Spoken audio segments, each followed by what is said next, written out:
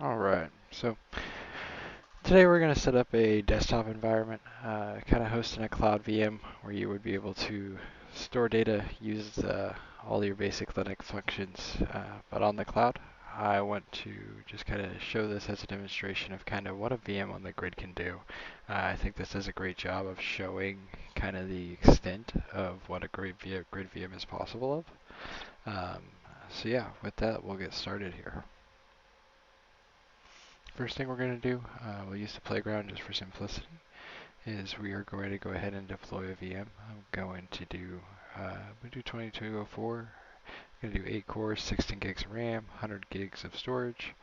I'm going to go ahead and use public IPv4 and IPv6 to make this a little simpler. So we're going to deploy that.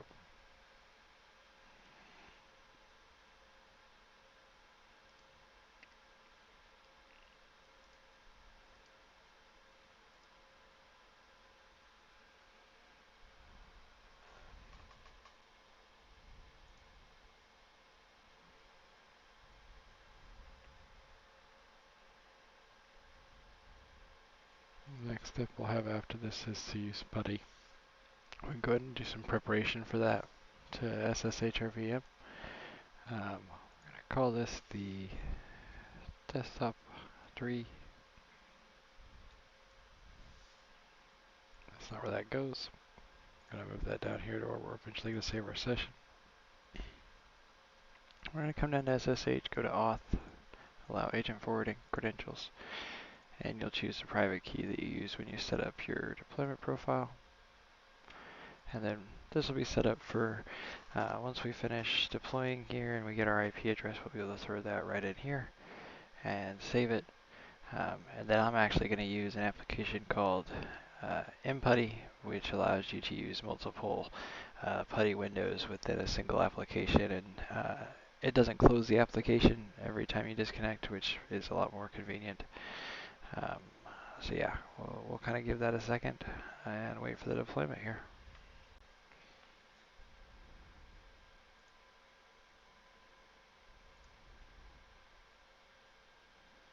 Alright, so just like that, we've got our deployment information here.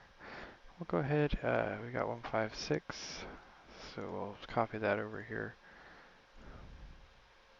Remember, we already set our SSH key down here in the auth section. So we're going to go ahead and save this. This is how you can add them into Putty. And then we're going to open up MTP Putty here. We got some stuff we were working on before.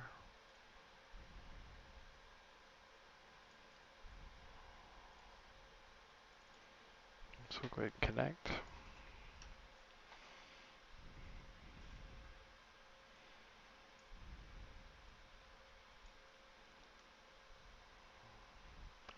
Now, this is basically you're logged in here. This is your Ubuntu VM. With that, the first thing we're going to do is go ahead and do an update and upgrade. So we're going to do apt update to @signs @upgrade -y so that it approves the prompts without asking us. I'll run that.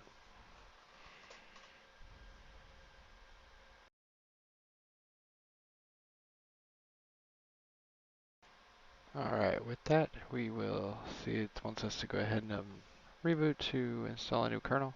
So we'll go ahead and do that.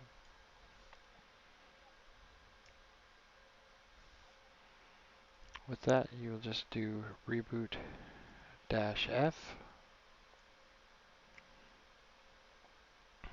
And you'll see that this will take just a couple seconds, and then your SSH client will let you know that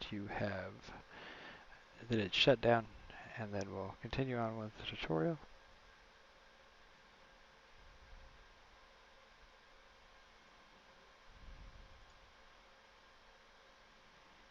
And then this is really the beauty of using MT Putty here, is now we can just come here to desktop 3 that we saved, double click, and we're reconnected.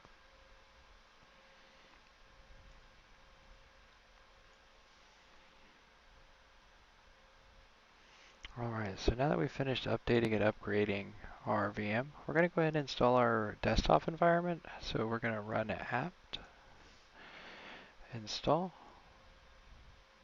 Ubuntu desktop. And that's with a dash in there, all lowercase. Helps if you install or spell install correctly. It's a pretty big file. It's about 2 gigs after it installs, so this does take a little while. Same thing here, I'll put a bookmark ahead so that you can fast forward to when this finishes. Alright, so now that we've finished up that and we have the Ubuntu desktop installed, next up we're going to go ahead and install the Chrome Remote Desktop extension. You can use some of the other ones, something like XRDP or something like that. I just prefer this one for this tutorial as it's super basic and easy to use. I do plan on doing some other ones with additional tutorials, but you want to get that command directly from the tutorial that'll be below.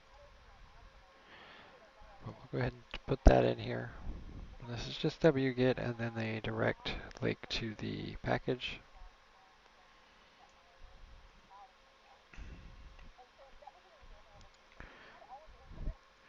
Now we'll go ahead and install that package with apt-get install and then the package name. As you can see, we download this to the directory we're in. Because we're still in the same directory, we can just use the dot and the slash and then put in the package name.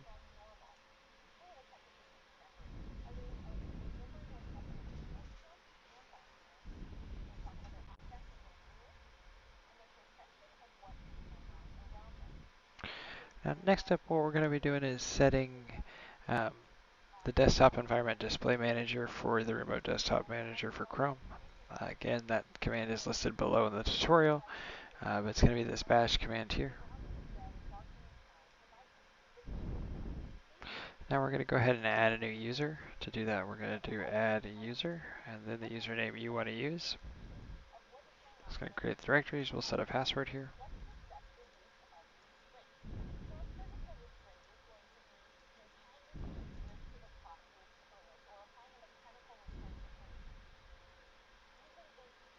Now that we've got that set, we're going to make that user a Sudoer. So to do that, we're going to do usermod dash little a big G sudo. And then in addition to that, we're going to put in the username, which above we made that Parker, so we'll use that.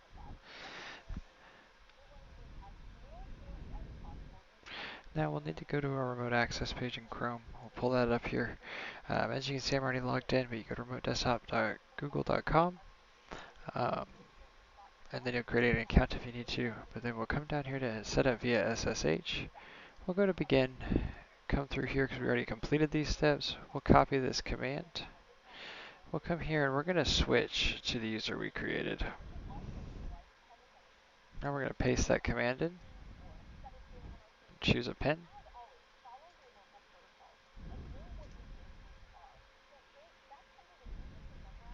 It's going to ask for your password.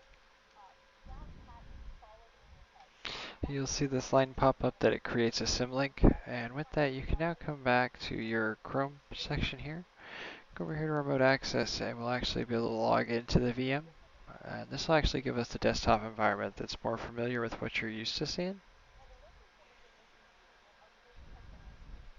So we'll get some notices here. Come in. Give it just a second and we'll load in.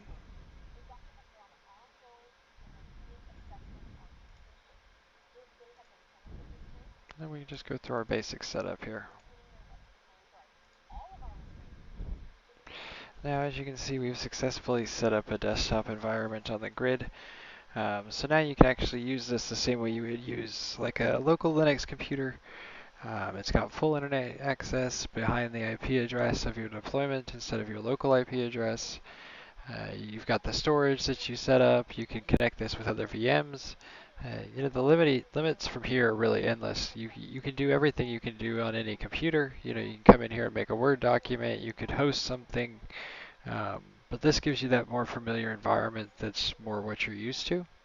I hope this video has been helpful, and if you have any questions, I invite you to join us for one of our tech calls on Mondays at noon Central Time US, where you can come in and kind of discuss your ideas and how we can help you get your ideas off the ground. It's been exciting showing you guys this, and I hope you enjoy it.